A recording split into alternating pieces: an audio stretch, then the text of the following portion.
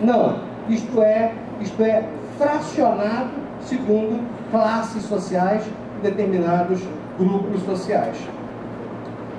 Continua, e aí eu cito um texto que está citado, o Laplanche e o Pontarlier, que são dois leitores importantes do Freud, ao dizer que é como a cultura do medo, ela produz uma espécie de representação única, que representa por si só várias cadeias associativas em cuja interseção se encontra. Mais ou menos o seguinte: cada vez que nós temos um sentimento de insegurança, esse sentimento de insegurança, não objetivamente falando, mas subjetivamente falando, é levado com que nós vejamos sempre como o medo do crime, ou o medo do terrorismo, ou o medo das drogas, ou o medo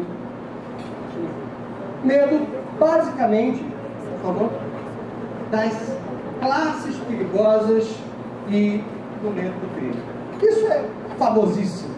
Historicamente, existiria dois grandes justificadores da insegurança: o crime e o sobrenatural. Historicamente, o crime é entendido como atos moralmente questionáveis, entendido como atos que vão contra a consciência coletiva, que vão contra o interesse coletivo, mas também no sobrenatural. Não é à toa que, no momento em que vivemos miséria moral, miséria intelectual e miséria material, multiplicam-se as religiões que vendem o quê? Medo, que produzem uma coisa chamada, isso é um amigo meu teólogo que diz, as teologias do cagaço. É isso? Então, inventa um imposto qualquer e depois promete a cura para esse imposto. Não é imposto que as pessoas estão encostadas, imposto da entidade que ficaria atrapalhando a sua vida, etc. Essas seitas, essas religiões, elas têm crescido exponencialmente, em detrimento, e veja, em detrimento de um conjunto de outras visões teológicas que, ao invés de falarem do medo, do mal, do demônio, falam do bem, da vida e das coisas que valem a pena ser vividas. Vocês observam como que eu posso dar o foco no mal e dizer: olha, vocês são alvos do mal, então só se vocês me pagarem, eu livro vocês do mal. E a outra que diz assim: não, nós podemos nos aproximar de uma coisa ou de outra, dependendo das nossas escolhas. Entra um importante discurso sobre o livre-arbítrio e tudo mais. Mas o crime e o sobrenatural aparecem desde sempre como os dois grandes elementos produtores do que é a cultura do medo. De forma mais específica, o crime cometido pelos membros das classes perigosas. Sim, os senhores mencionados, claro, sabem que quem vai preso no Brasil é quem é pobre e quem não pode pagar advogado. É isso?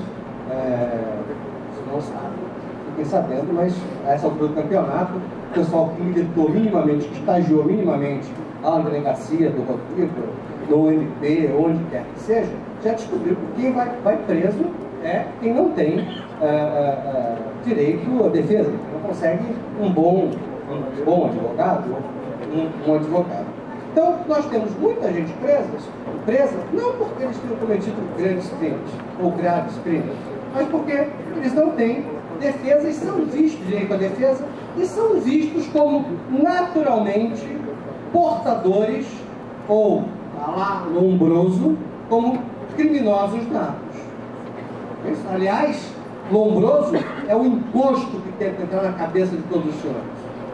Lombroso é o fantasma e o imposto que tem que tomar muito banho de sal grosso para conseguir retirar, para que não se olhe para os pobres, para os negros, enfim, para as chamadas minorias, que não são minorias em número, são minorias em relação ao poder e que sistematicamente nós os vemos como perigosos. Então, esses membros das classes perigosas.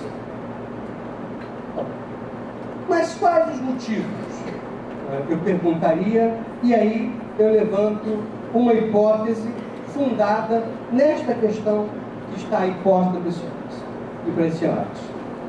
As mudanças que observamos no universo do trabalho e do emprego, dominado pelo curto prazo do novo capitalismo e suas relações com a construção do futuro e da identidade, submetendo os indivíduos a um risco constante e a sensação de que estão à deriva. Estou hipotetizando que um dos motivos dos nossos medos mais arraigados é eu não conseguir responder satisfatoriamente a uma pergunta, a 3 perguntas que têm a ver com a definição da minha ou da nossa identidade. Que 3 perguntas são essas? Primeiro, quem eu sou? Para eu responder isso, eu tenho que saber de onde eu venho e para onde eu vou. Há um conjunto de incertezas sociais que são alimentadas, que são estimuladas por esse chamado neocapitalismo ou capitalismo de curto prazo, ou seja lá os nomes que nós queiramos dar para isso, mas que transforma-nos em pessoas que se sentem à deriva. A deriva no sentido de um barco que não tem, perdeu o seu leme, perdeu a sua direção e não tem, não sabe para onde vai. Está ao sabor das marés ou ao sabor dos ventos. Muitas vezes, nós tomamos as nossas vidas desta maneira. Isso não só para populações pobres, isso também para as classes médias.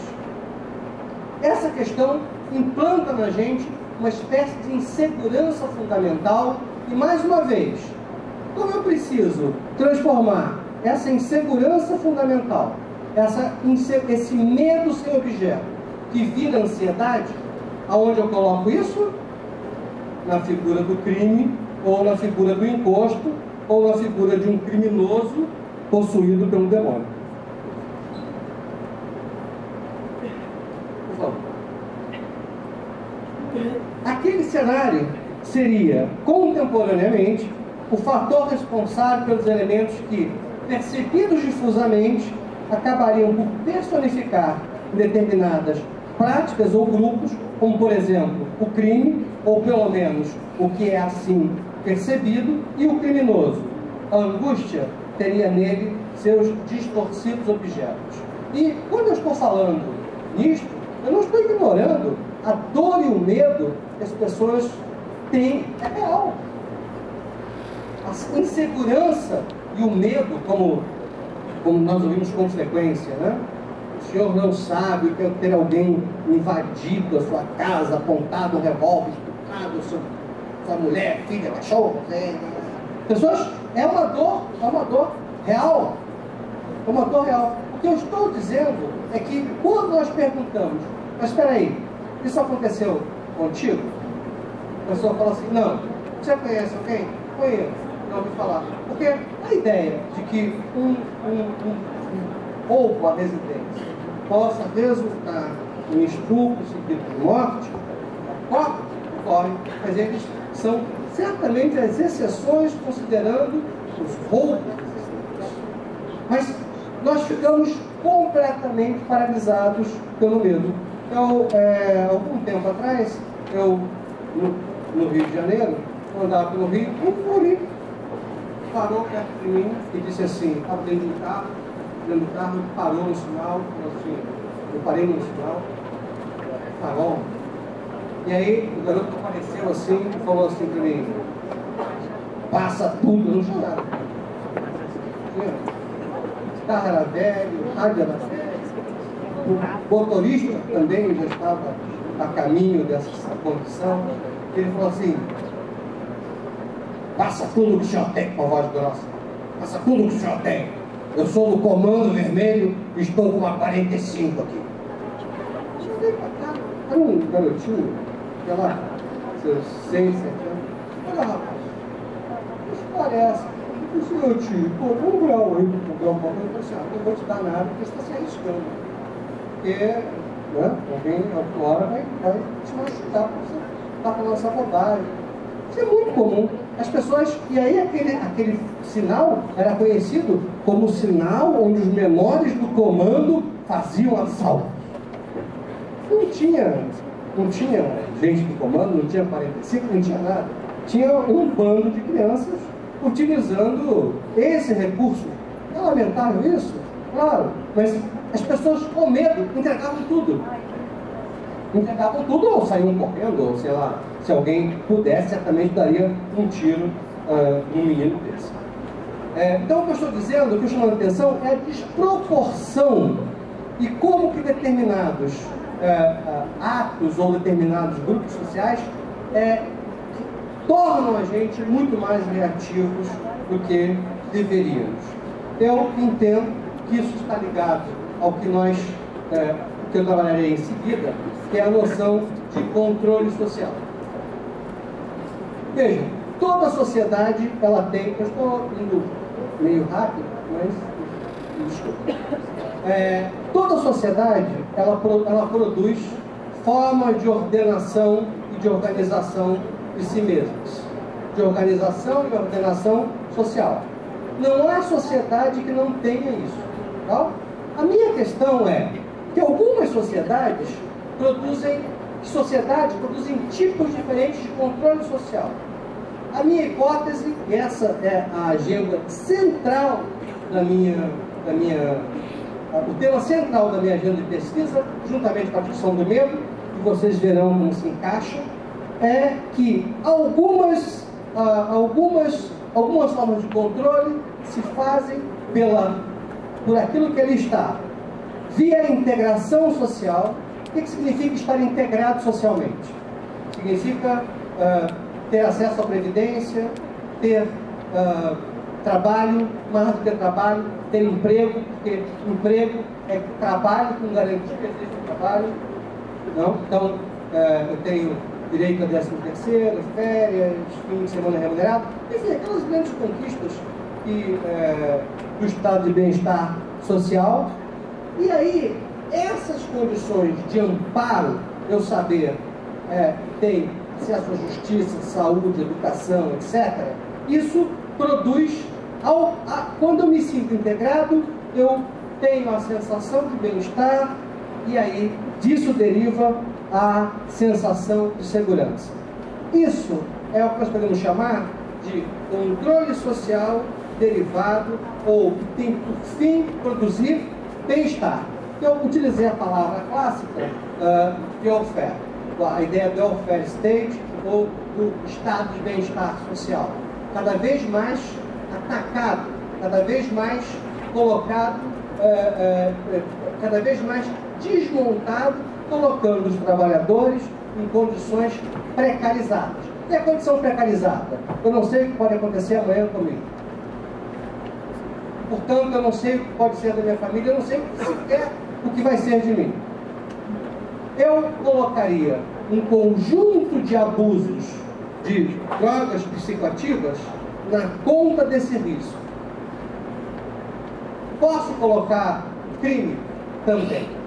Mas não somente, mais uma vez, o crime pé de chinelo, mas o crime das grandes corporações que lucram como nunca com a desregulamentação estatal. Então, esse é o tipo de controle social cujo fim produziria segurança. O que eu estou dizendo para os senhores é que não adianta pensar que nós conseguiremos segurança incrementando o sistema de justiça criminal. Mais polícia, mais prisão, isso vem acontecendo há pelo menos, com muita intensidade no mundo inteiro, há pelo menos 15 anos. No Brasil, com muita força nos últimos 10, e isso não melhorou o sentimento, a sensação de segurança que os senhores e as senhoras vivem, experienciam neste momento. Porque a nossa forma de controle social é uma forma de controle social fundada no medo. A essa forma de controle social fundada no medo, eu chamo de controle social perverso. Então, o primeiro seria um tipo de controle social normal, e a segunda, um tipo de controle social perverso, porque fundado no medo. Qual a sua função? Garantir privilégios. e porque tem que garantir privilégios, está fundada na repressão. Já explico para vocês de que repressão eu estou falando. Ou seja, produz medo e insegurança estrutural. Medo e insegurança estrutural. Quero dizer que o medo derivado da insegurança estrutura a minha existência, estrutura a minha consciência e estrutura também os aspectos não conscientes da minha existência. Isso é uma armadilha terrível, porque os senhores e as senhoras, todos nós, nos tornamos presas de nós mesmos.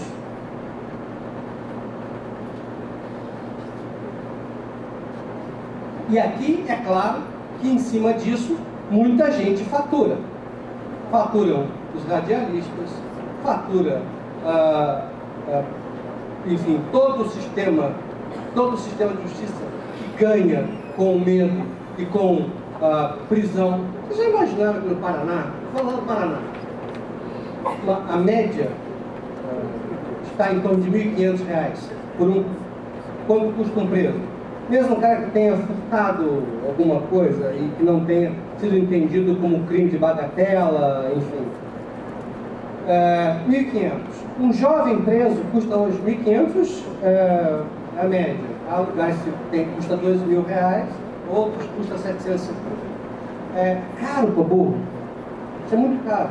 Se nós perguntarmos o quanto despendemos com saúde e educação, vejam como ficar preso é caro.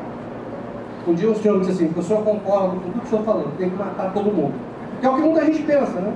Joga gás, mata todo mundo, né? Porque essa gente... Né? Porque a nossa cultura é assim. As polícias são violentas porque a nossa cultura, estruturalmente falando, é muito violenta.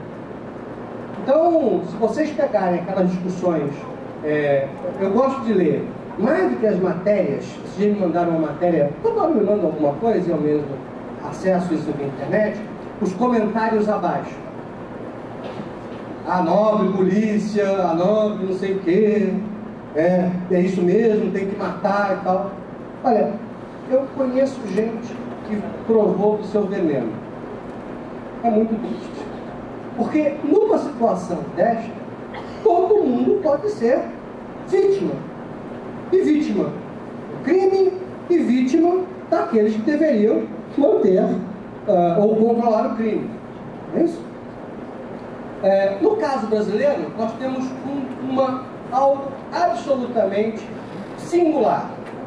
Nós temos um bem-estar residual, um estado de bem-estar residual, aquele que o Getúlio, lembra? Com carteira de trabalho, implantou, e a cristalização, aquilo que está ali, por conta da ignorância minha em lidar com esse negócio,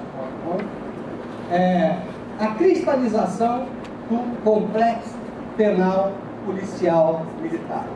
No caso brasileiro, isso é muito curioso, quando nós recebemos nossos colegas de outros países, porque lá eles falam assim, policial, né, a repressão é do tipo policial, do sistema de justiça criminal, e policial e militar. No nosso caso, nós temos uma instituição híbrida, chamada polícia militar.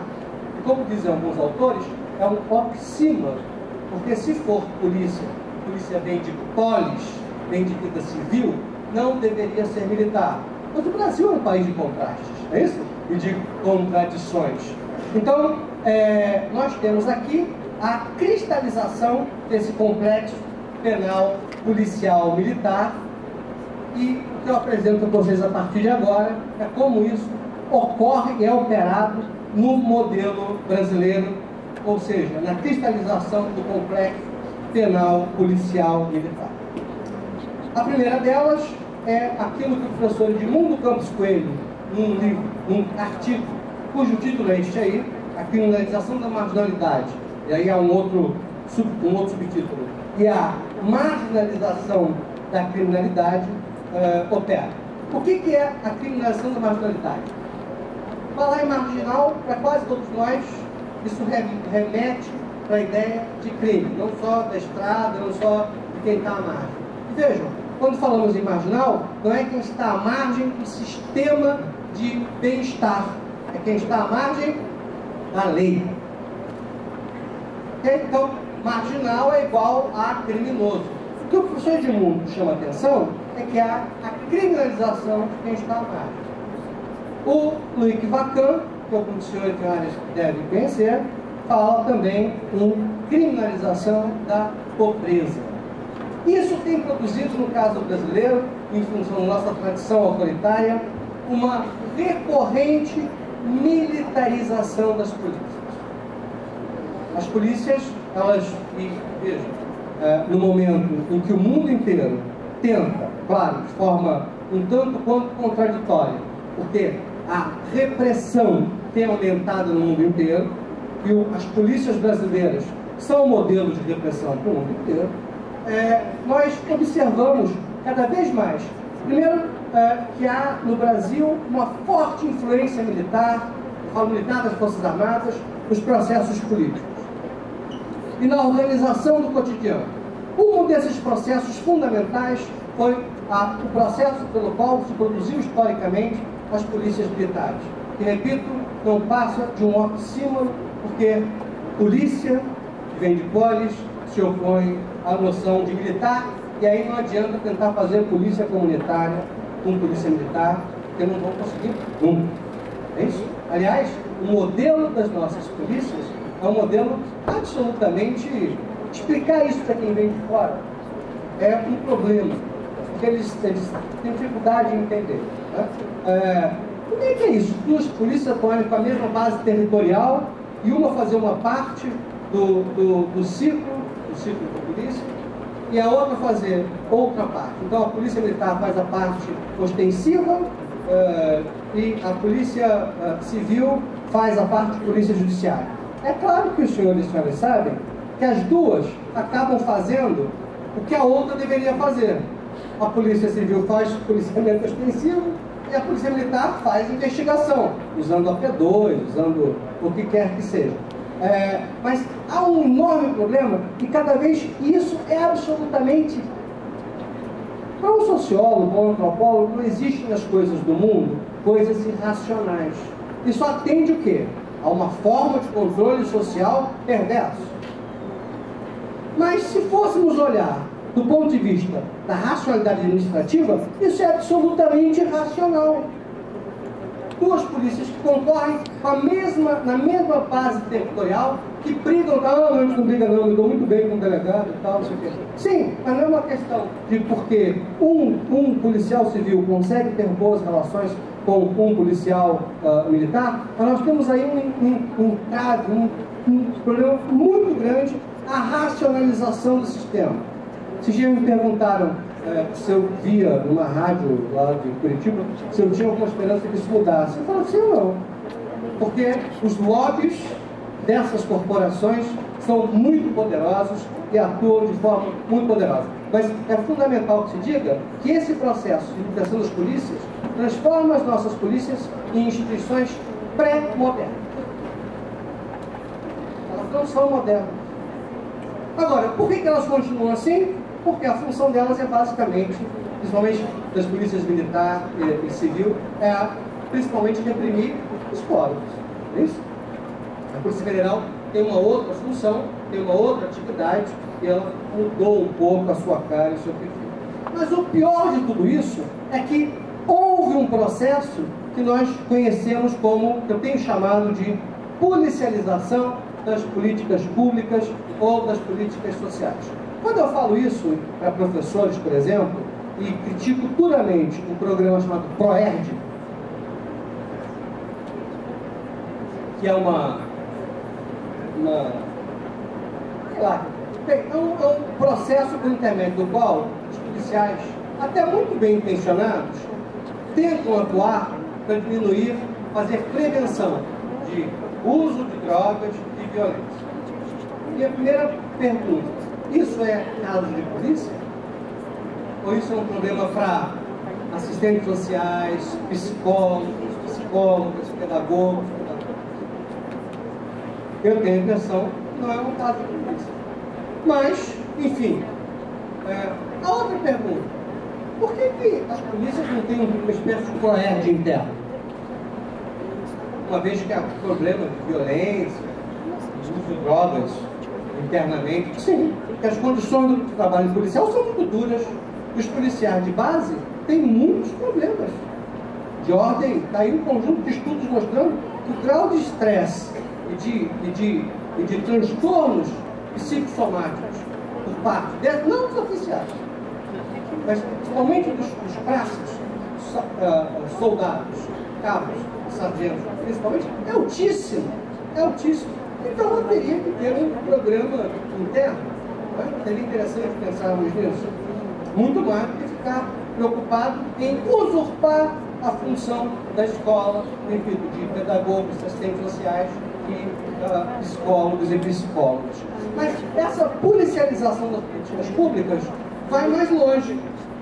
Ela, inclusive, fundamenta um negócio que é o outro lá em Jesus, que é um salve geral, que é o tal do PRONASSE, o Programa Nacional de Segurança, de Cidadania com Segurança.